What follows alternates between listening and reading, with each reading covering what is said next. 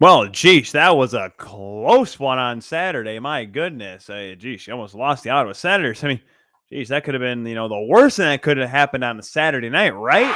Your Locked On Capitals, your daily podcast on the Washington Capitals. Part of the Locked On Podcast Network, your team every day.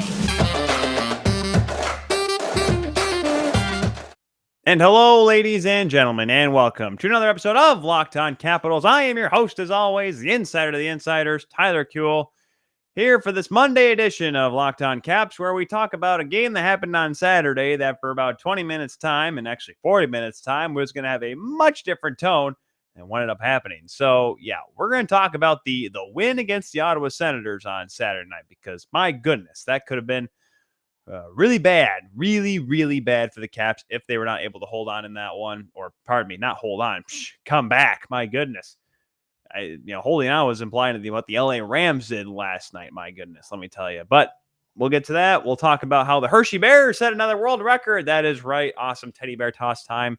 Zach Fish and them all having a great time up in Central Pennsylvania. We'll get to that, and also we will address what happened in Jacksonville on Saturday night.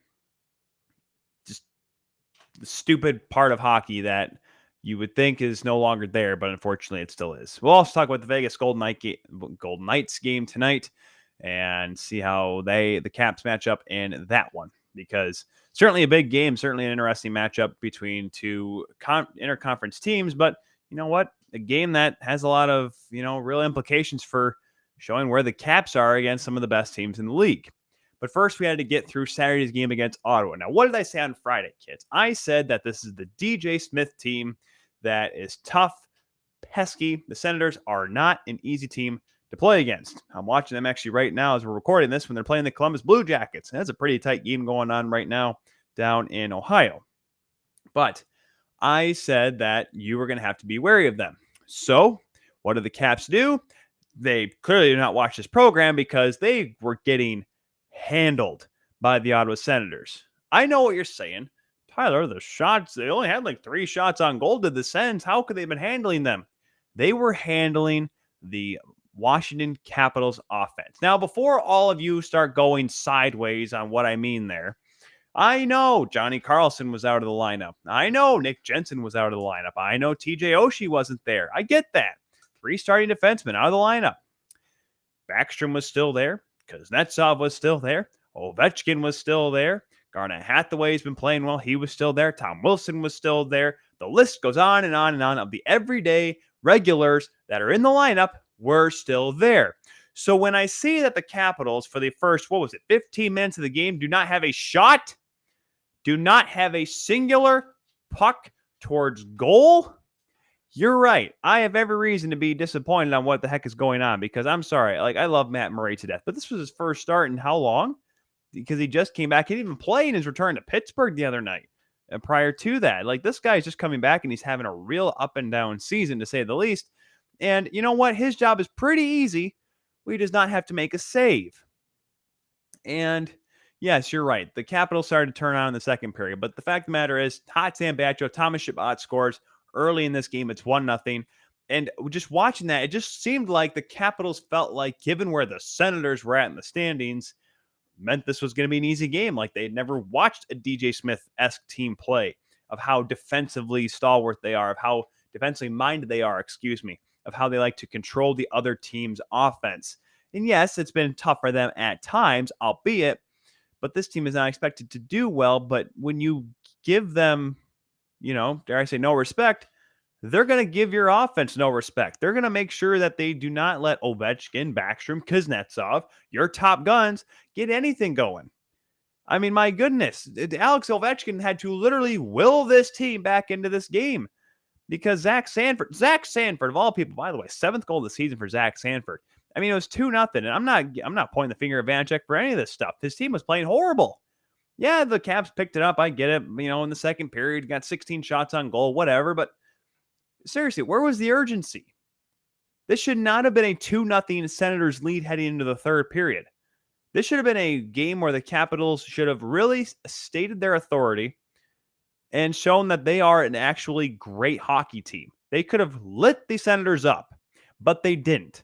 Now, once again, credit where credit is due. The Sens played their skill set to a T. They played their strengths almost to a perfect defensive strategy. By almost perfect, I mean about 70% perfect. Ovechkin has to bang one at the side of the goal to kind of get anything going. And then Backstrom then sets up Ovechkin for his 29th of the season. 2 goals for Ovi in the third period. And you know what? You're right. It is what the doctor ordered. Everyone's coming back and see, the Capitals got this one. Yeah, because your best players finally came out to play by the third period. Finally started pushing them around. That's my problem here, is the fact that it took them so long. So when I get to the Vegas Golden Knights game here in a minute, yes, I'm going to have my concerns because the Vegas Golden Knights are a pretty darn good hockey team. No disrespect to our Ottawa Senators fans out there, but there certainly are some holes with them, and there's a reason why they're towards the bottom of the Atlantic Division and the bottom of the Eastern Conference, for that matter. Despite them having guys like a Chuck, I love Josh Norris. I think Drake Batherson, someone who's fun to watch. I really think if you give, the goaltending, I thought Anton Forsberg was going to be the starting goaltender this year, just by the way he kind of had to finish the end of last season. And of course, Thomas Chabot there. And there's certainly some, Alex Formanton, I think, is another top prospect that's going to make that team better. But that's a team. The Senators are a team that's going to be good in the future. The Capitals are supposed to be a good team that is now. And for half the hockey game, just miserable to watch on Saturday night.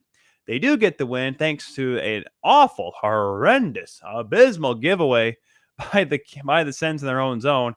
It's easy when you're able to get opportunities. Nicklas Backstrom walks in with a great move. Everyone's like, "Oh, that was a crazy play," but Josh Norris, you're the last man back. You got to make a smarter play than that.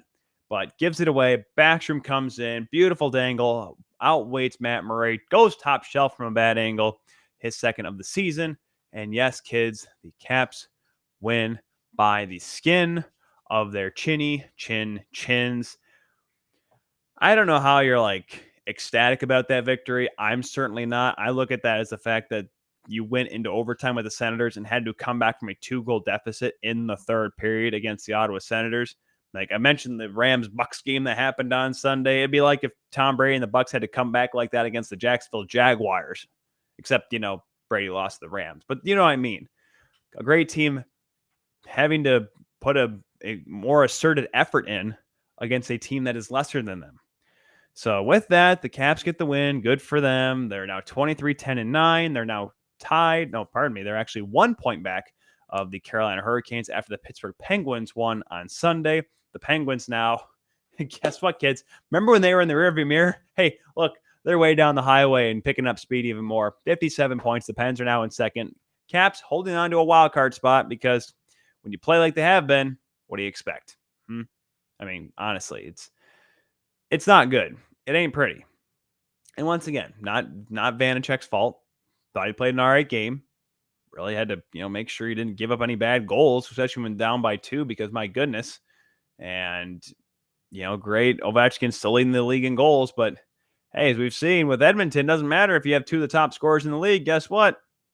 Still a team out of the playoff spot right now. And the Caps are hanging on. But, there is a considerable gap right now because the Detroit Red Wings are the team that is currently sitting 9th in the Eastern Conference with 42 points, and Washington is 5 points clear of the Boston Bruins, who hold the second wild card spot, even though they're only 3 points back of the Toronto Maple Leafs right now. Granted, Toronto's only played 38 games so far, so on and so forth. But the fact of the matter is this. Once again, I was going to say going into the break, but there is none anymore. The Capitals need to figure it out and figure it out quick. Their break now is at the end of February, so they have 1 month to try to right this ship before break, or else this is going to be a long February, folks. A long February with some games against teams that, you know what? We just saw Montreal take Colorado to overtime last night, and they had a close game as well against the Vegas Golden Knights as well, back-to-back points for the Canadians against good teams. What do you think is going to happen when they play Washington later on next month? Sure, things can change by then. The Caps could pick up steam, and Montreal could go back to where they were at the beginning of the season. But listen, if you're going to be playing teams like the Ottawa Senators to overtime, what do you think's going to happen when you play teams like Montreal? God forbid when I don't know, when you have to go back against Arizona again. Like this this is a team that has massive problems, and they need to figure out if we really want to consider them to be a team that can make it out of the first round right now. I know we're saying first round like this team is going to make the playoffs. Thankfully, like I said, there is a gap between the teams that are in a playoff position right now in the East and those that are not. So we'll try to keep our eyes and ears open for that one. We'll look at the game against the Vegas Golden Knights here in just a moment, guys. But I got to remind you that it is the new year, so that means New Year's resolutions. And if you're just about getting fit or eating healthier, make sure you include Built Bar in your plans. Built Bar is the protein bar that tastes like a candy bar and maybe even better than a candy bar. Built Bar makes it easier to stick to your resolutions as well because it tastes so good that you'll want even more of it because it's some, protein bars can be waxy, chalky, or sometimes taste like a chemical spill. And you know what? They're also the Built Bars that are chocolate flavored are covered in 100% real chocolate. So even if you're not a huge fan of working out, you can at least eat something that tastes good and is good for you. That way, when you enjoy a delicious Built Bar, you can almost count it as a workout. So go to Built.com right now. Use the promo code LOCKED15 to get 15% off your order. Once again, use LOCKED15 for 15% off at Built.com. The Vegas Golden Knights. I remember when they were 1-4 to start the year, and we said to ourselves, see, Marc-Andre Fleury. He needs to be there. He needs to be the guy, the starting goaltender, because Robin Lehner is not going to be able to cut the mustard. Well, that story has thoroughly changed. Now, whether you can go and say, well, it's because of the fact that the rest of the Pacific Division sucks. Well, I don't think so. The Anaheim Ducks are still a good hockey team, and they only have 47 points. The LA Kings are starting to come back around. The San Jose Sharks are still plucking there. And you know what? The Calgary Flames have only played 36 games, guys. So let's give that team some credit. They're a 583 save percent or 583 winning percentage, which would put them second in the division behind the Vegas Golden Knights. So I'm not going to point the finger and say that the Pacific is weak. It is getting competitive. And at the top of the class are the Vegas Golden Knights. Now, yes, they've kind of stumbled over the last few games. They haven't been perfect, but we mentioned that game against the Montreal Canadiens the other night. And the thing is, though, also that's the last time they played. They'll have a little bit of a break and reprieve. So they'll be fresh going into Washington. This is their first of a 4-game East Coast trip for the Golden Knights. They'd lost, I believe, their last 3, 1, 2, 3, 4. They lost their last 3 games before beating the Canadiens on Thursday. So they're trying to get back on the winning side of things. They have lost 5 of their last 7 games. So they're going to be hungry to come with a win, especially against a good team. Expect to see Robin Lehner net, of course. And you know what? You have guys like Johnny Marchessault still there. William Karlsson's been a little bit down. But how can you look at this Vegas Golden Knights team and not say to yourself, I'm a little spooked? I mean, right now the Caps are prone for a team like the Knights to come in and handle them from start to finish. I mean, how many times this year have we really said that from the beginning of the game to the end that the Caps have been handled? Maybe the St. Louis Blues game. But then again, that's right. The Caps scored first in that game. So you really can't say that either. Not even the 7-3 loss against the Bruins because, once again, the Caps had a 2-0 lead. This is a matchup where if I am the Washington Capitals, I'm nervous. We do not know, of course, who's starting. Vanacek started the last couple of games, has played well. I don't want to say that he's played poorly enough to lose out on the starting job, but it's really hard to say that he could be better because, well, once again, you win 2 games. That really helps. Win back-to-back overtime games really helps. Maybe Samsonov gets in there.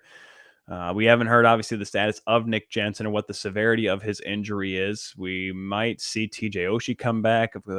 He was obviously been out for the last couple of games as well. That could be a real nice re-addition to the lineup. But you got to win with what's in the room, especially with matchups like this. And on paper, I'm going to say this. On paper, the Capitals are better than the Vegas Golden Knights. And I know it's been 3 or 4 years, almost 4 years now since they met in the finals, but that's still true to this today. This is a team that should beat the Vegas Golden Knights. But the way they played right now, I would give the Vegas Golden Knights a little bit of an advantage here, even if it's at Capital One Arena on home ice, because that's what we saw on Saturday. We saw them at home against the Ottawa Senators, battle of the 2 nations' capitals. And you know what? It looked like the Mage will have been playing in Ottawa because Capital One Arena was quieter than anything. And boy, the Senators made sure it kept that way. So I really expect a better effort out of the Caps because if they don't, it's going to be a long night when they take on the Vegas Golden Knights. Turning things over here to some good news here. Got some good stuff coming out of the Hershey Bears. Now, the Hershey Bears, of course, that we all know have done for the longest time the teddy bear toss. Now, it really makes a lot of sense because, well, the name of the team is a bear. So why not partake in one of the big, I don't say fundraisers, but big special events that teams like to do, a teddy bear toss. It's always a fun event, always brings the most creative sides out of some fans and people that go into attendance there in Hershey. And man, they came out in spades on Saturday night. They originally set the record back in 2019, 45,650 toys. That originally beat the record, I believe, or was that not the record that beat the Calgary Hitmen? Calgary Hitmen set it 1 year for the record, and the Bears took it back because they previously had the record. And then on Saturday, with the fact that the event was not held due to the last 2 years because of COVID, they did not have it in 2020 because I think it was scheduled in March. I think it was like mid-March they had it. They planned to have it. And then, of course, 2021, with no fans, they were unable to do so. So what did they do? They made sure all the fans came out and said, we've been waiting 2 years for this stuff. We've been stocking up 52,341 teddy bears, fly over the glass. And man, it was a cool event at the Giant Center. And of course, Zach Fish, who we've had on the show, friend of the Locked On Capitals, came out and said, sweet cuddly mayhem, it's teddy bear toss time. That was his call on the broadcast when Axel Janssen-Falby, talk about him all the time, he scores the goal, of course, showing that, see, I score some big goals, because I'll tell you right now, teddy bear toss goals they're big. They're very important because there have been games where home teams have been shut out on teddy bear toss night. And a great story there. And one story that I always remember, and I always love bringing it up whenever I talk to people about teddy bear tosses. 2006, it would have been, I think, December of 06, the 06-07 season. It was the Portland Winterhawks taking on the Tri-City Americans. It was a really good game between was it? Oh gosh, now I can't look up the video here. Portland Winterhawks teddy bear toss. Where's that video? I got to look up 2006 one then, because obviously I look it up on Google and it comes right up. Teddy bear toss. I was like, here we go. And make sure I don't have the sound on. Don't want to blast it over anything. They were taking on Vancouver. Sorry, it was the Vancouver Giants, because they were battling for a playoff spot at the time. And it was the 06-07 season, I believe. And it was 0-0 going into overtime. Now, don't forget, this was under the old rules where it was 4-on-4. So there was a chance that this game was going to go scoreless through 60 minutes and then maybe a shootout victory. I don't know how they would have done it if they won in a shootout. But long story short, Kyle Bailey, who is the captain of the Winterhawks, it was an innocent-looking rush, like a 2-on-2. Takes us like an old-fashioned 1982 slap shot right inside the blue line. Scores the game-winning goal, 1-0 overtime. The Bears go flying. I forgot who the Winterhawks play-by-play man was at the time. He's losing his mind because he's like, "Oh my gosh!" Like I can kind of remember the call a little bit. Like throw the Bears.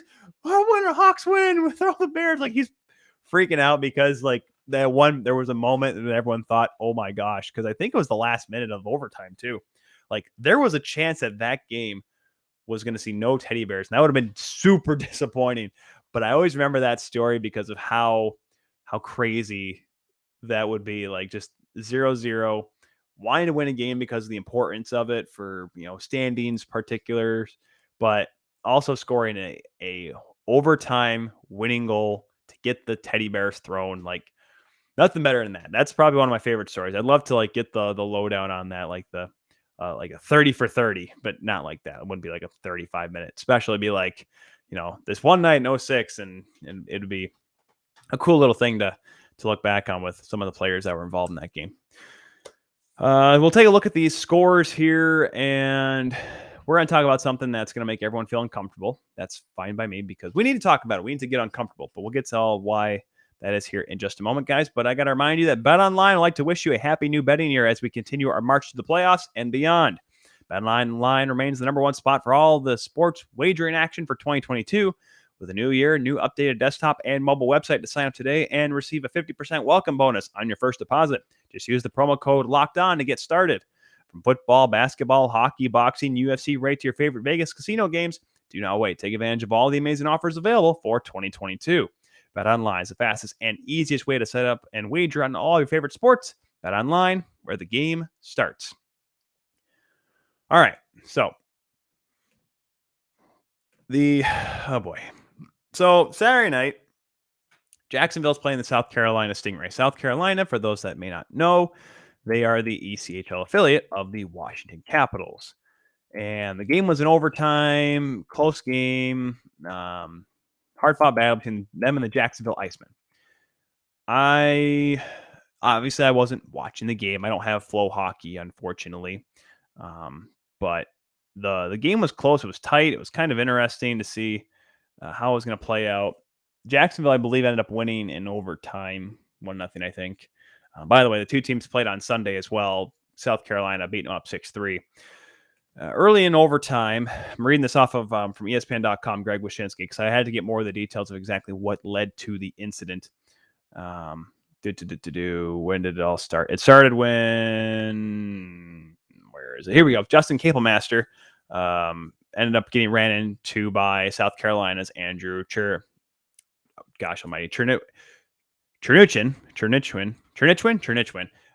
South Carolina hits the Jacksonville goaltender. Skirmish ensues, of course, even though it's overtime. And Jordan Subban, who is the youngest brother of the PK Subban, Malcolm Subban trio of brothers, he ends up running. He tries to fight Jacob Panetta because they were in the skirmish together, and they want to fight. It is. Let's be honest, it's the ECHL. Fights happen, even if it's overtime. It happens. A little bit of a tougher league, and Panetta decides that he's going to make a racial gesture. He does exactly what you think he does, folks. The video's out there because good for PK Subban. I know some of you may have your thoughts about PK and what have you, but he posted the video, bravely doing so, and it showed what set Jordan off. Jordan, of course, went after him, and rightfully so. I don't know how anyone is able to keep their cool after that, especially given the fact that it's been less than a week since we've seen who was it? Boko Amana for the Tucson Roadrunners had a gesture made towards him by Christoph Rabik of the San Jose Barracudas, which got him suspended 30 games by the American Hockey League. Just less than a week, like I said. And, of course, the league acted very appropriately. The ECHL said he's suspended indefinitely, and the Jacksonville Icemen, even one better, releasing the player from his contract, not even on the team anymore, to even win the suspension, allegedly, how long it may be. Even when it ends, he's not going to be playing for the Jacksonville Icemen. We literally talked about on last Monday's show, not last Monday, we missed Monday. Last Tuesday's show, the first show we did last week, I talked about the problem with youth hockey culture. And this is why I say we need to help educate the youth on proper way to handle themselves around the rink, on how to act, proper code of conduct. Because then these kids grow up to be older kids, because using the term adult here in relations to Panetta would be a complete misuse of the term. So when these kids grow up, they know better than to make racial gestures or say racially hurtful things, or not even racially hurtful, just inappropriate things, disgusting and volatile things, because what's the point? What good does it for the game? It does nothing. Does it? Oh, it gives you a strategical advantage. Is that what it does? No, it doesn't. It makes you look like a freaking idiot. So when I see this done, I have no problems with Jordan Subban taking displeasure. Jacksonville Icemen, of course, they tweet out, and this is how it kind of came to be. Jacksonville Icemen saying there was a fight at the beginning of overtime period. That's why there was a slight delay. And Jordan Subban, after the game, went out and tweeted and said, here's what actually happened, kids. And this is why social media is so prevalent, because who knows how much happened prior to the social media age? Not just the fact of the ECHL, American League. What about the NHL? I mean, I don't know of all the stories and whatnot. I don't know if Mike Grieg or if Anson Carter or George LaRocque want to do any of that, would want to reveal anything, if there was anything on that, because I would love to hear the stories of how long this has been going on, because people think this is all of a sudden happening recently. It's only happening now. No, this has been happening for a long time. Unfortunately, it took us to have 280 characters and other social media platforms to be able to reveal what has happened during these games, because if not, well, maybe we don't know. the fact that we've had 2 incidents now in his career for Boko Imama, and 2 instances in his career, and we wouldn't know about Jordan Subban. And of course, PK, like I said, posted the video, and I watched the video with the sound on too. Don't do that at work, kids, because the Jacksonville Icemen fans, if I can even use that term even correctly, were joining in, dropping all the obscenities you would think of that they would drop. And I even tweeted out and saying, like, this is the problem as well. Because I heard about the incident, and I heard the testimonies from Jordan Subban, and of course, the South Carolina Stingrays put out a statement as well. President of the team was not too happy, from what I remember.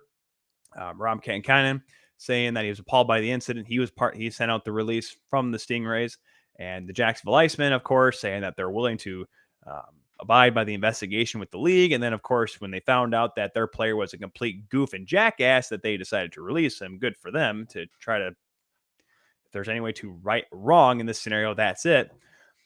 But the fans in attendance, listen, I know some of you are saying right now, well, Tyler, it's Florida. Down there. It's Florida. It's South. It's 2022. Oh, I'm sorry. Did I burst someone's bubble here? How long? I mean, what year we're in? What age we live in now, where we thought maybe we could try to become better as a society. But then again, I work in news talk radio and I get phone calls from people all the time. Trust me, it ain't getting any better. Who am I joking? Oh my gosh. It's a complete and utter disarray. It's a complete and utter foolery. And I hope that the team tries to find a way to find those people that sat in those seats and tell them to never come back. Because as stupid as Jacob Panetta is, and I hope he never sees the ice in North America, we don't need him. We don't need players like him. I mean, I know that Harabic's apology to Mama was, seemed pretty, I don't say fabricated, but pretty what you typically see on any apology. But at least there was something from him. We haven't heard anything from Panetta. But the fact of the matter is that people thought to join in and scream that sort of stuff at a player. Like, how can you? If I was in attendance, I would yell. I'd have to yell something, because there's no place for that. Not just in hockey. In our world, there's no reason for that. Gosh almighty. You think it's simple enough. If you're going to judge someone, judge them for a reason. Judge them because, I don't know. Judge them because they missed work for 2 weeks in a row, but you don't need to scream in like that. Don't judge them just because of the color of their skin, of who they are, of who you perceive them as. Judge them because they've actually done wrong. What did Jordan Subban ever do? Challenge a guy to a fight. It's hockey. It happens. So what are you going to yell when he does that? You're going to yell the N-word? Good for you, you freaking jackwagon. Don't ever come back and don't ever watch another hockey game again. Go watch your stupid Jaguars win one game next season. Watch Trevor Lawrence flush his career down the drain because he's a goofball anyways. Stupid.